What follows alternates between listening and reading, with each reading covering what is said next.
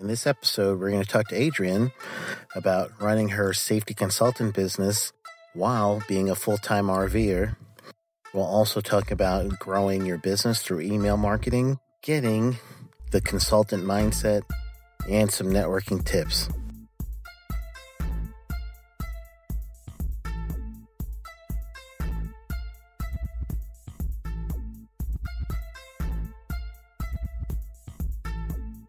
This episode is powered by Safety FM. Hi, I'm Sheldon Primus. I'm here to help you learn the business of safety consulting.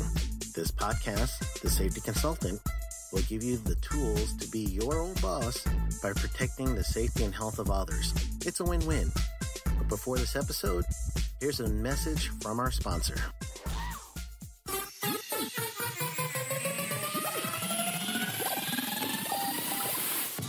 Do you feel that your knowledge would be better served if you were your own boss? Your knowledge can help more people improve their workplace safety. Most of what you know may be wasting in a job that limits what you can do for the overall health and safety of workers. Now is the time to start your own business while you're still working for your current employer. Start your own safety consultant business with the Safety Consultant Blueprint course. Get your business legal in just a week. Brand yourself as an authority in safety, even on a shoestring budget. No more stressing about how to price your services fairly, but still make a profit. And experience the amazing feeling of being your own boss. This 100% online video course is instructor-led and will give you detailed steps to keep you focused as to what to do next to grow your business. Lay out strategies to keep you maximizing your marketing and networking efforts. And explain how to get money in between clients. Register today at safetyconsultantblueprint.com and enter the code PODCAST.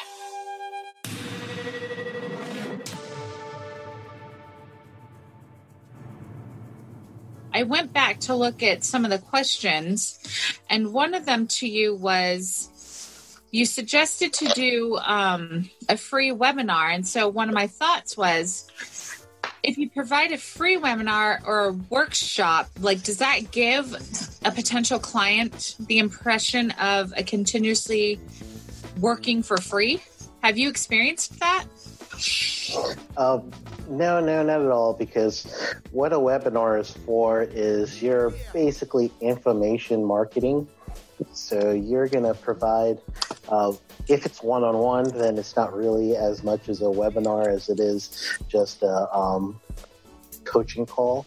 So you don't want to do it on a one-on-one thing, because then that's a little different. But if you're going to do a webinar, and I use Zoom right now for my webinars, but you could do webinars as easy and as free as setting it up on YouTube Live.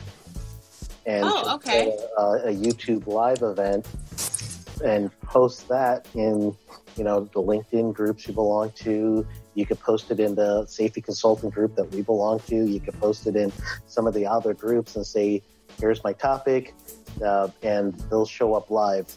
The thing with the Facebook Live is that you're not going to get their email.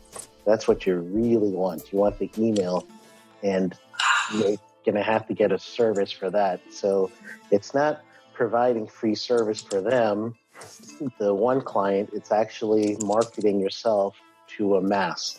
That's really what webinars are for. Don't plug every slide your business, but at the very beginning or the very end, that's when you get your plug in. Okay. Oh, excellent. Okay. And for you, what's your specialty? Right now, I'm focused on risk assessments, hazard identification and mitigation, as well as training and environmental compliance. Okay. So your background is insurance? No, I don't have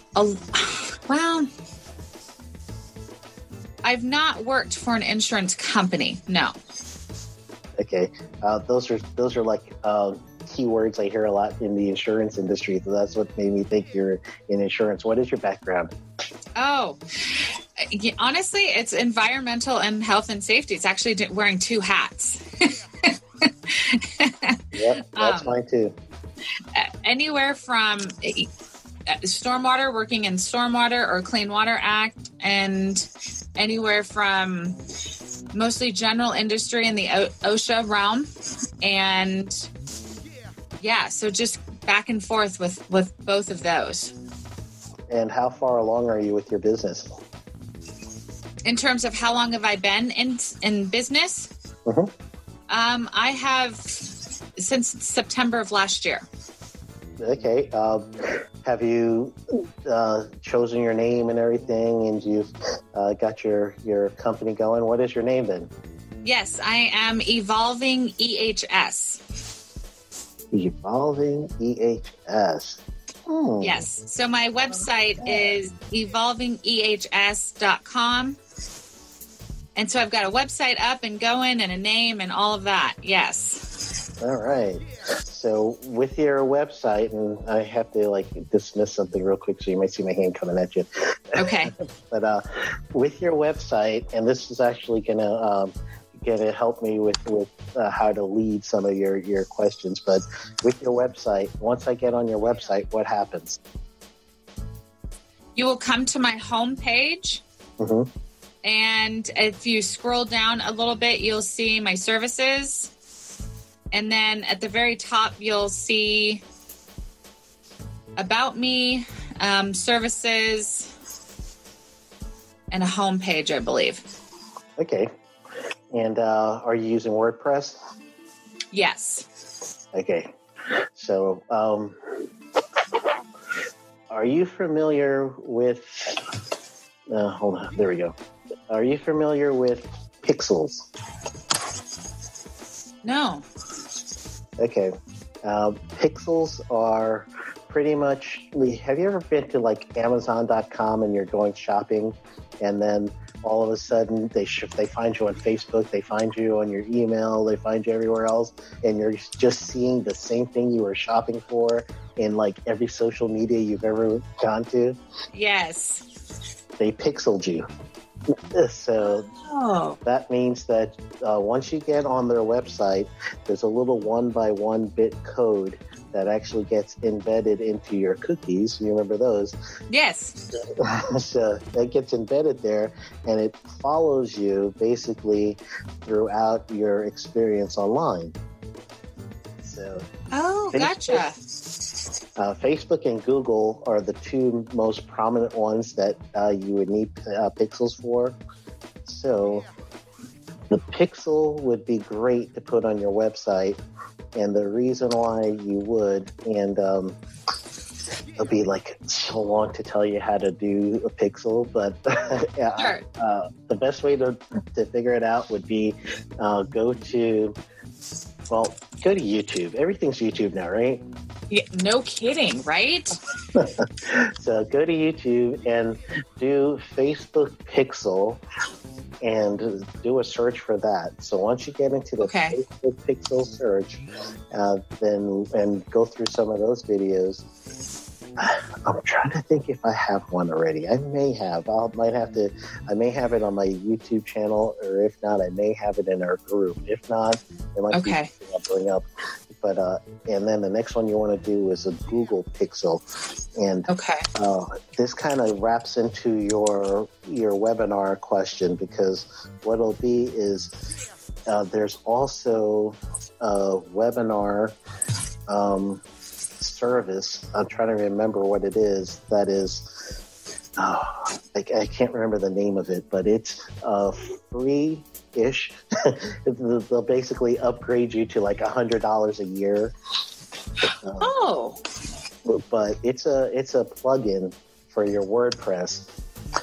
So yeah. So if you're doing your webinar with a WordPress plugin at the bare minimum of pricing, then what the experience would be, someone registers for your webinar on your email, So, and you could do through your Twitter, your Facebook, however, emails that you may already have people. However you reach these people, tell them I'm doing a webinar on risk assessments. I'm doing a webinar on hazard identification. They come to your page, they register, but then they also get pixeled. So, oh, I see. Okay. And especially on Facebook, if you pixel them on Facebook, when you're ready to buy ads or do ads, you'll really be able to see who is your target market, who already knows you. Gotcha. Okay. Oh, interesting. But even before then, you could also look at the when you're on a website, they actually know a lot about you already. Once they pixel you, they're going to know your age roughly. They'll know your sex. They'll know what your habit is as far as going through the web. And in some cases, they'll know your educational level and everything. So that information now becomes information for you. So now you know who's interested in your services. Oh, gotcha. Okay. So when you do your free webinars, it's not really free. You're actually getting a bunch of information already from them that you're going to turn around and use to market to these people to build your business. Gotcha. Do it. Do different webinars. Webinars are awesome because you could blog. Blogging is good, and eventually you'll probably have to start blogging, and you're talking to a man who has taken everything down, and I have like no internet presence almost. I don't know why I did that. It was just dumb on my part. I got frustrated one day and just took everything off, and I was going to revamp everything, and I haven't done it in like 3 months. So you're ahead of me right now. Oh, excellent. Excellent. Yeah, I haven't thought too much about webinars. And I've always thought, so in my career, I've been a consultant. I've just never done it on my own until now.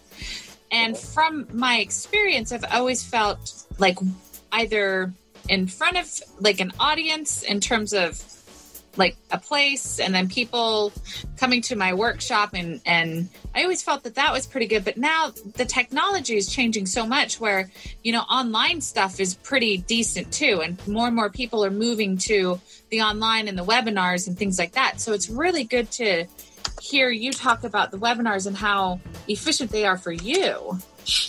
Yep. And another thing that will help you, and this is just to really get your business growing.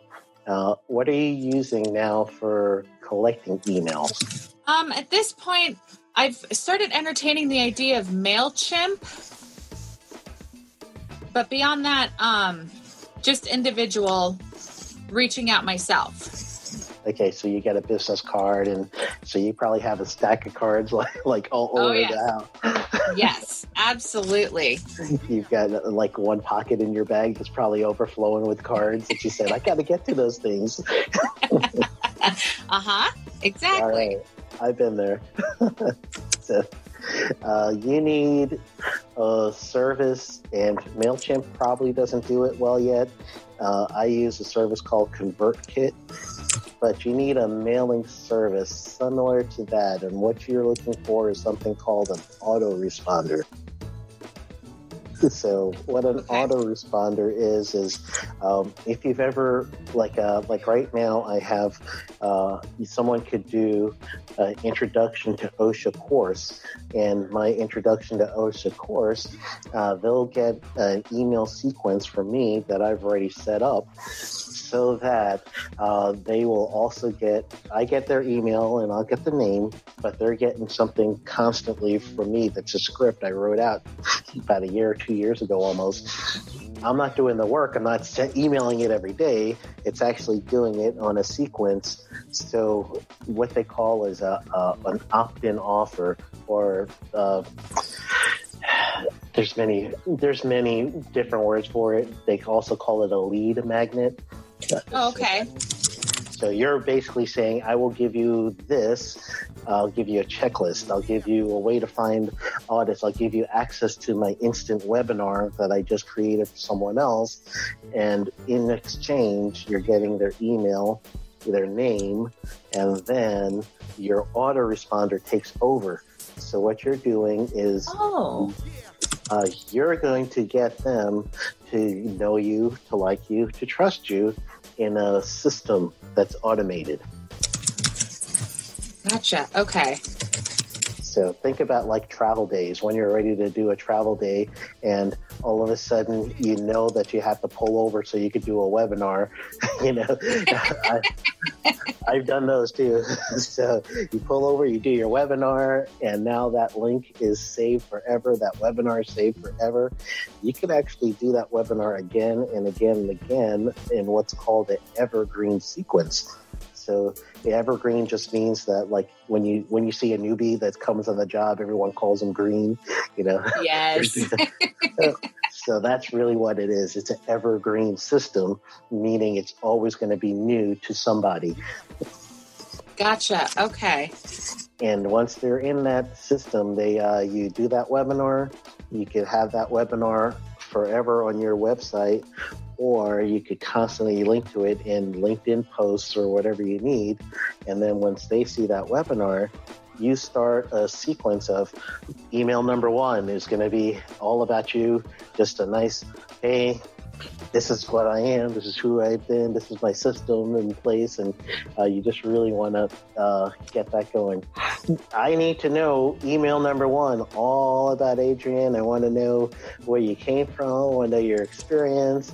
And email number 2 email number 1 should be sent right after that initial meeting. So day 1 will be that email. You could do it in 5 consecutive days. So 5 emails, 5 days, someone will learn about you, or you could do it even every other day if you want. And what you're going to email to should probably be more of if there was a webinar and risk assessment that you're doing. Maybe email number 2 might just go over the things you just did in the webinar. Email number 3 next day or the day after could probably be another email that you want to build on that knowledge. And email 4 and 5 could be something to the effect of, I have a service. If you need to talk to me individually, I could give you a complimentary 15-minute talk or a complimentary half-hour session. And then you could have your service right there. So it's not for free, but you're actually, by the time you get to the call, they're already familiar with you. So gotcha. Okay. They become what's called a warm audience. Process. Oh, sorry. Go ahead. Well, then they become what's called a warm audience. So a cold audience is someone that only sees you one time. But if they have some familiarity with you, then they're warm. If they're ready to hire you, then they're hot. So you want to get from cold to hot. Gotcha. So, go ahead. What was your question, your comment?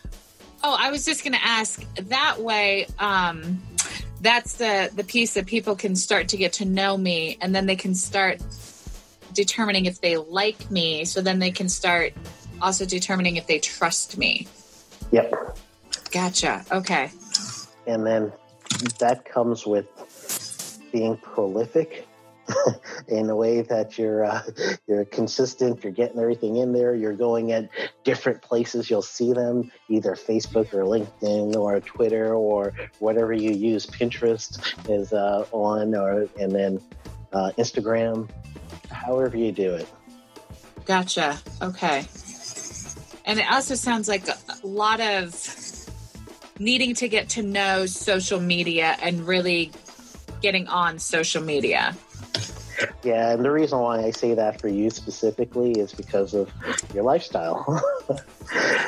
Yeah, it's really hard for you to get to networking meetings when you're traveling. Maybe, but we used to travel when we're going. We try to.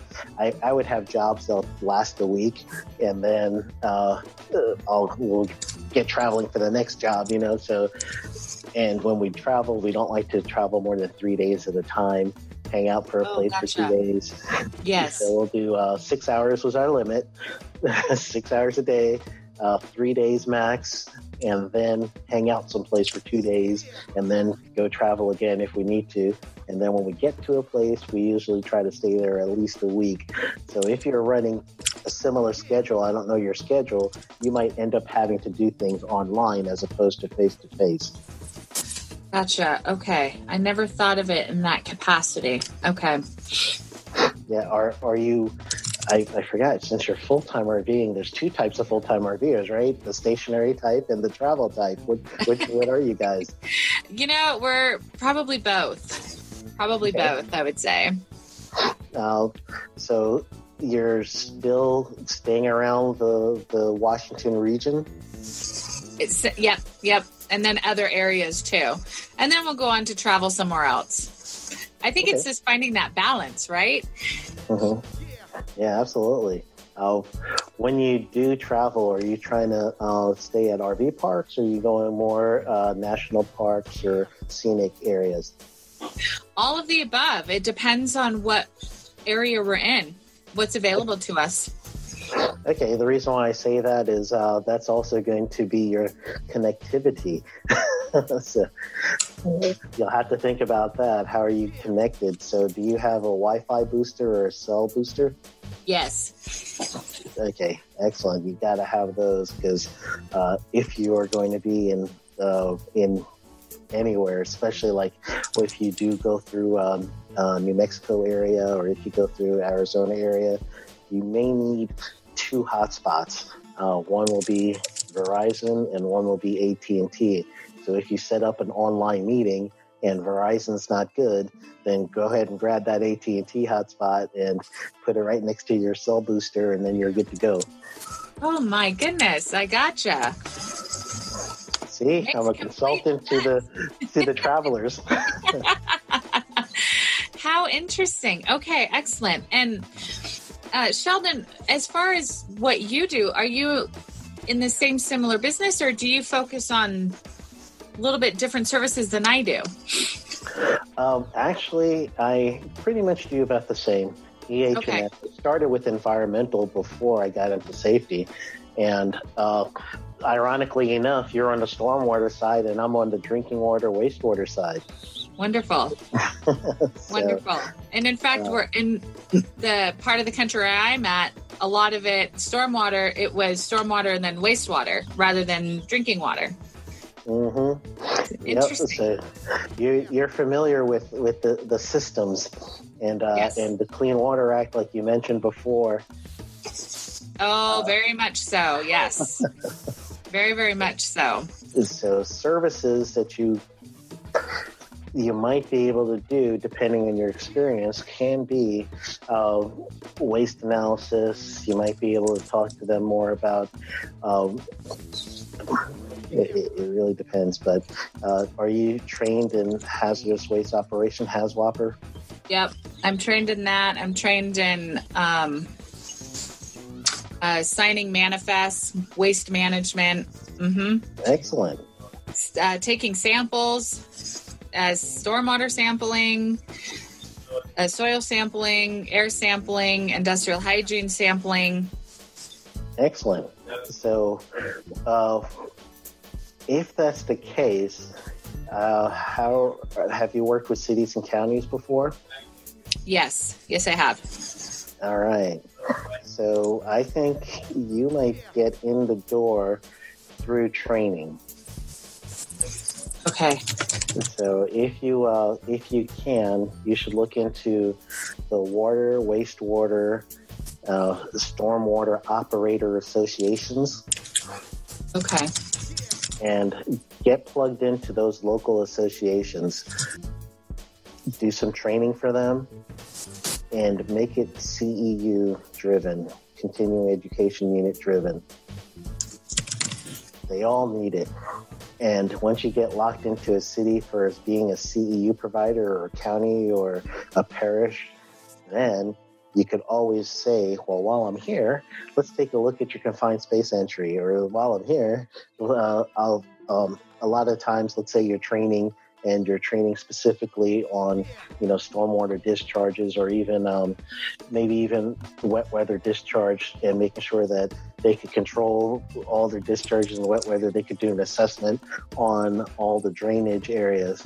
So you might be doing a training on that. Then you could also take a chance and say, hey, let's look at your MS4 reports, or let's look at some of those things that mean something to you, or your permit. Let's look at your for those listening, if we do this on the radio, the NPDES permit, which will stand for National Pollution Discharge Elimination System. Yes. Permit. Tell them, hey, I'll do a little assessment of your permit, especially if you're up to permit renewal time. And that could actually lead you to other services that you can suggest for them. Oh, gotcha. Okay. So training will get your foot in the door, especially with your experience. And then once you get your foot in the door, they get to see your sparkling personality. They get to know you a little. Then talk to them about, hey, what's a pain point for you right now that I could help you with? Your permit might be a pain point for you.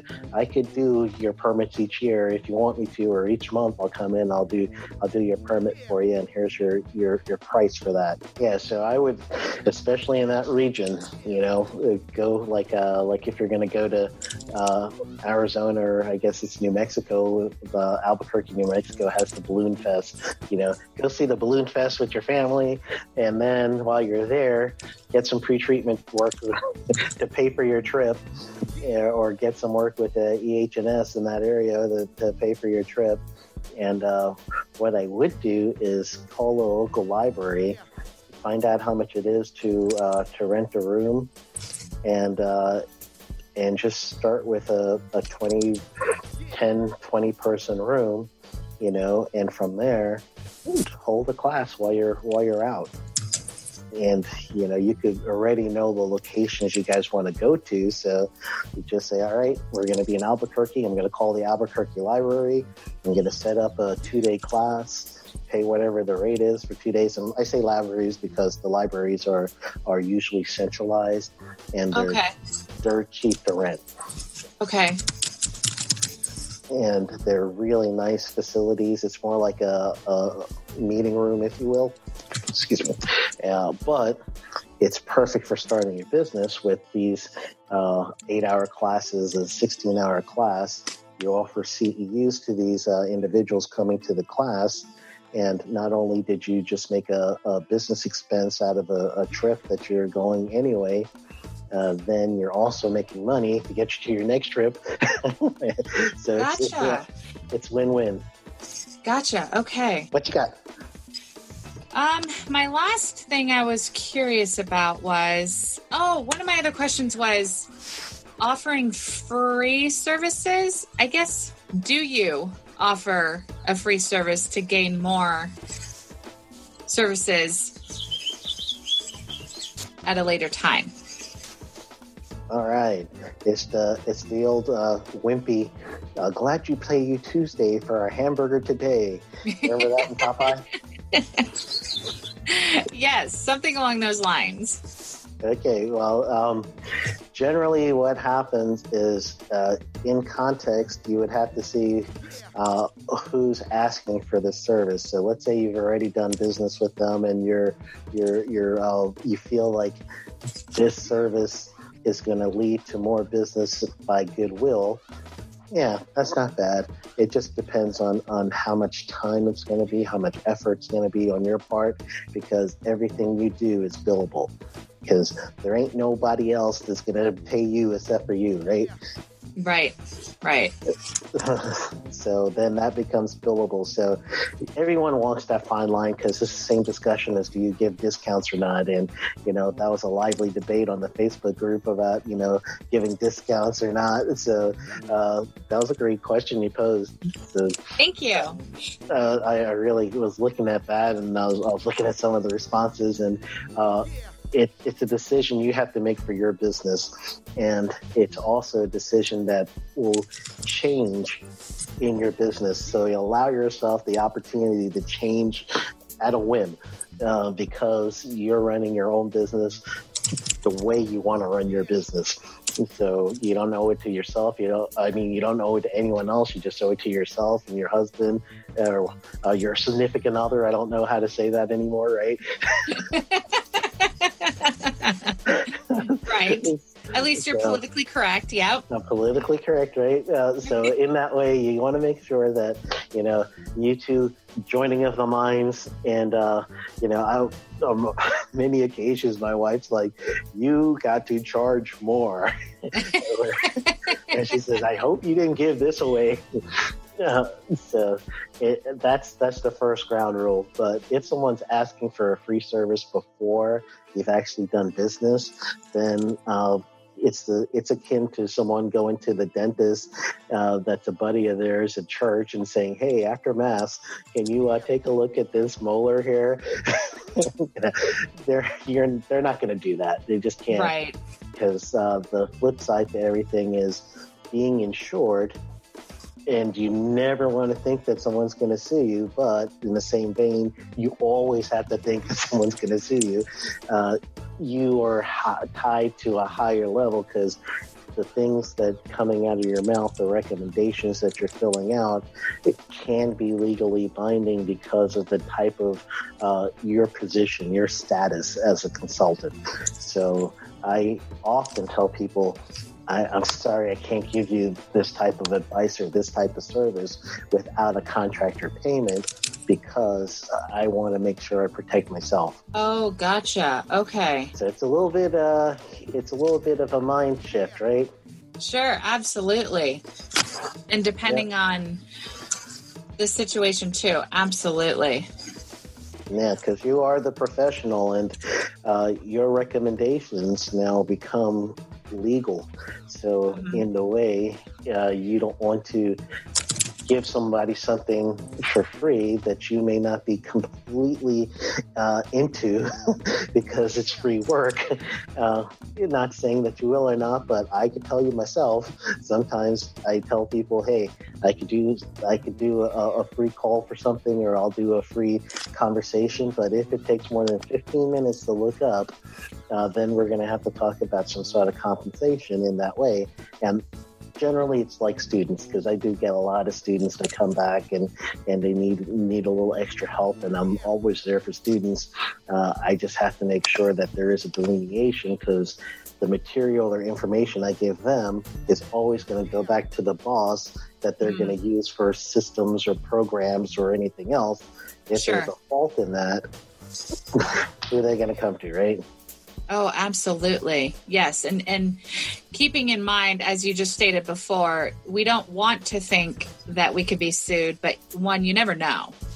And that's really, really important to keep in mind as I continue to own my business and grow my business. Yep.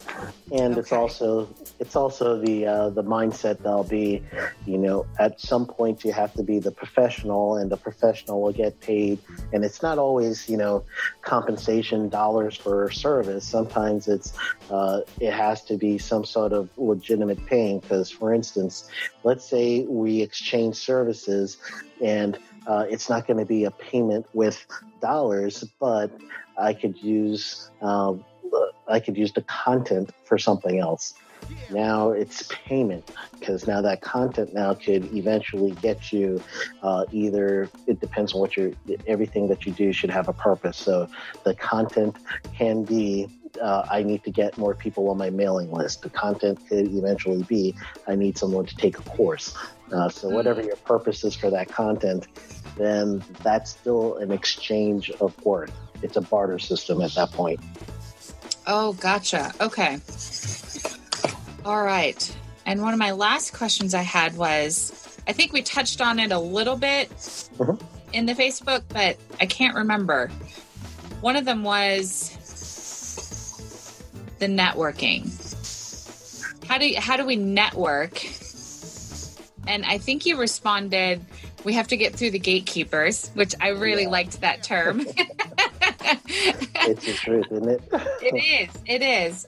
So one of the ones I was still thinking about, getting introduced to the gatekeepers, how to figure that out as a business owner, which events or something that they would be at other than the ASSP local meetings? Or, how do you start to find those things that they would be involved with so that I can be introduced to those gatekeepers?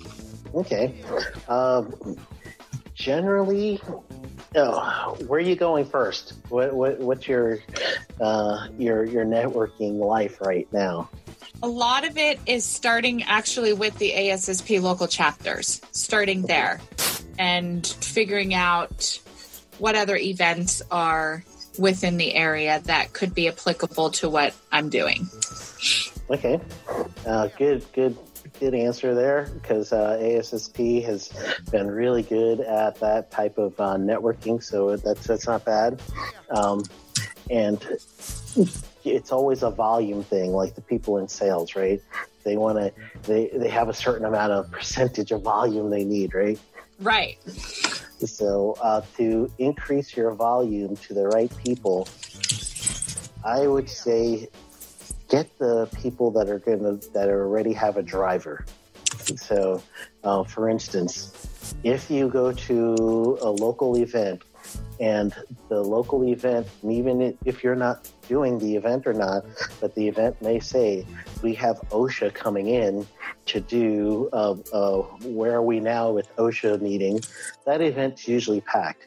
So you already know that these people care about OSHA compliance.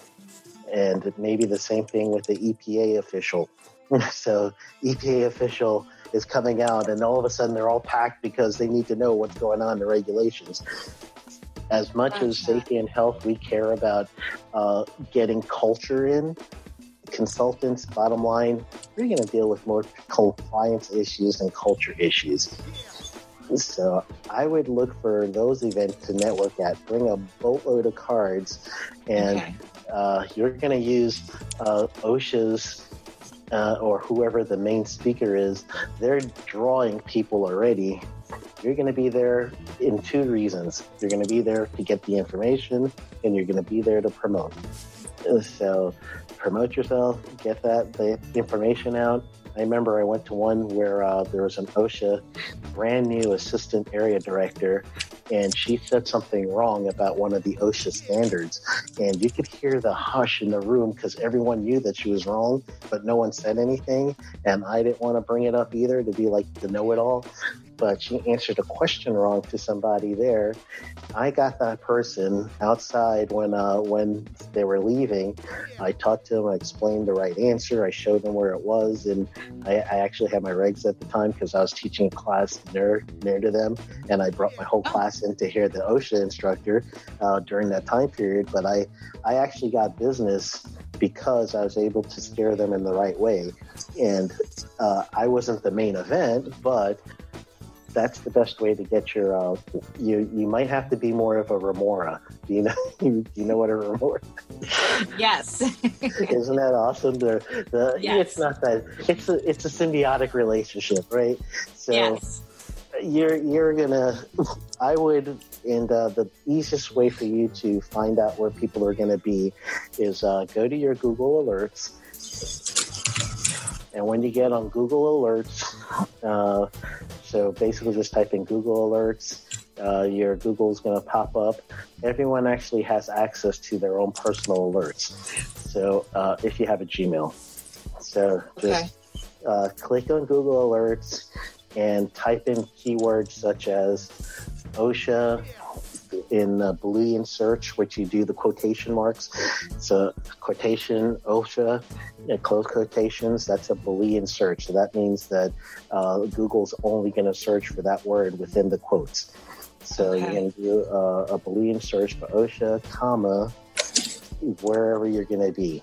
So let's say Nevada, if you're going to go out to Nevada, or you're going to go to someplace in Washington, and then do OSHA, comma, location, comma, seminar, or something to that effect, where now you will get a Google alert right away when someone says that there's going to be an OSHA meeting. That might be one of the words. So do several alerts around that.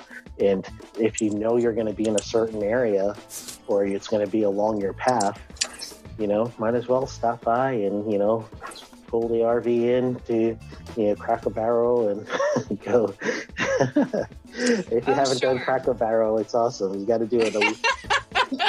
I've seen it and I haven't yet. So that's a good thing to hear a recommendation. Yeah, do it at least once. It's good. So just pull on in, go to your meeting, bring plenty of your cards, let everybody know you're national, and you've got service providing for them. If you have something like a free report, those always work well. Or if you ask them, hey, what's your biggest issue right now with your OSHA compliance or your EPA compliance? And then see if you have a solution that could fit their need. You need their email, and as opposed to giving them your card, definitely give them your card. But you also need the card back and just say, hey, I'll follow up with you. I'm traveling right now. I'm going to follow up with you in a couple of days. And they'll generally say, yeah. And so what that does is that gives you permission to add them to your email list. It also gives you position, and there's called an opt-in to. So on all my emails, I also do the initial one will give them the opt-in, and you'll see the little thing on the bottom where you can unsubscribe as well. So they'll have that option too. But that will at least get you to contact them as opposed to waiting on your phone for them to call you. That doesn't happen much. Gotcha. And along those lines, what were your thoughts with local chamber of commerce or events evolved around those type of events?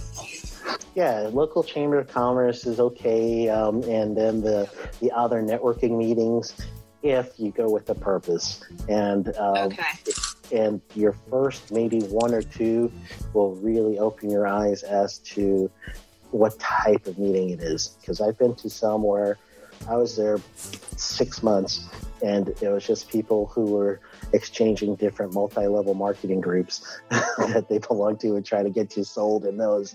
And, sure, I got involved in a couple of those. I'm an entrepreneur like you. I'm sure you've got some, Noah Luca or something back there.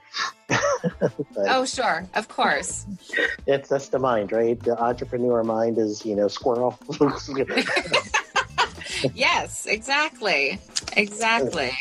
So I try to limit my exposure to that, and I really try to dig down deep into knowing that, yes, this is where an influencer is going to be, and therefore other people want to get to that influencer, and those are the people that are probably going to want my services more. The Chamber of Commerce, they're really coming for sometimes you're going to get to the right person, but it's really hard because what will happen is they'll do a whole bunch of clicking really quick, and you'll see the clicks here and the clicks there, and to be an outsider to get in, it's going to take too long. So those meetings will take too long, those breakfast and lunch meetings. So you're all about time, because from the first handshake to business is probably 9 months. So you need to cut that time in half.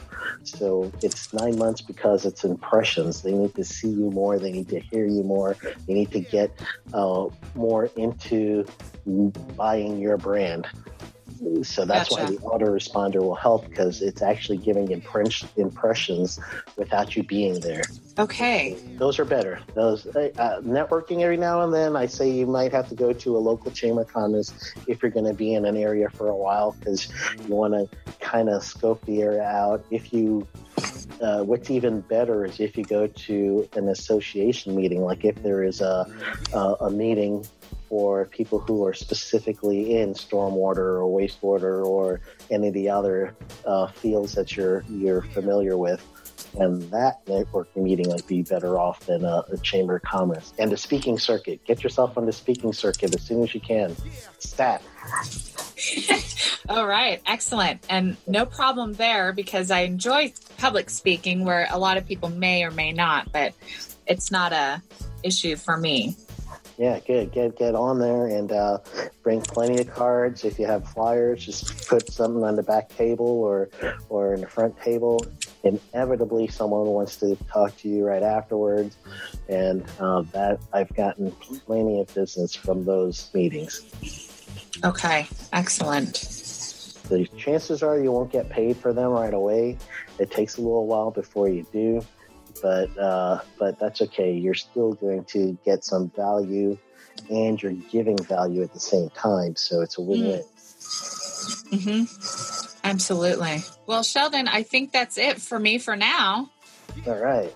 Thank you so much for your time and your energy and your support as I work through some other solutions with my business. Thank you. I am Adrianne Pearson. I am owner of Evolving EHS. I am local or nationwide. As I have the flexibility to travel, I help businesses reduce their risk and increase their profits with regarding their environmental health and safety programs by focusing on hazard recognition and mitigation, risk assessments, training, and environmental compliance. I can be found at my website is evolvingehs.com. That's EVOLVEHS.com. And my email is evolvingehs@gmail.com.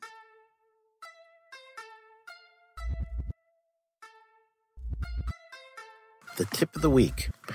The tip of the week this week is to use the Boolean search that would be putting quotations in around the word that you want to search or phrase you want to search in Google.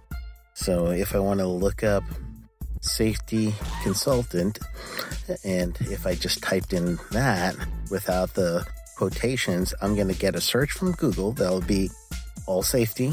I'm going to search, it'll be all consultants. If I wanted to do safety consultant without the individual words being searched, I put the parentheses on it. So now that I have opens parentheses, safety consultant, close parentheses, then it's only going to look up that phrase. So that's called a Boolean search. You want to do that Boolean search for that reason, so that you can have specified search results. So you could do this with also using Google Alerts.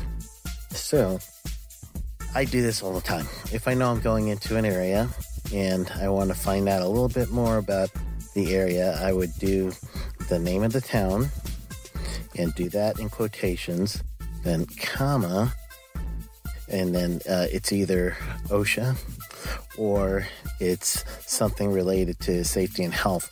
So I would do that, and the search results is going to give me different happenings that will show up in that area that I could use to kind of get a feel of what's going on. So I could do it just basically about anything. So use that. Use the Boolean search, and then also Google Alerts. This podcast is being sponsored by safetyconsultantblueprint.com.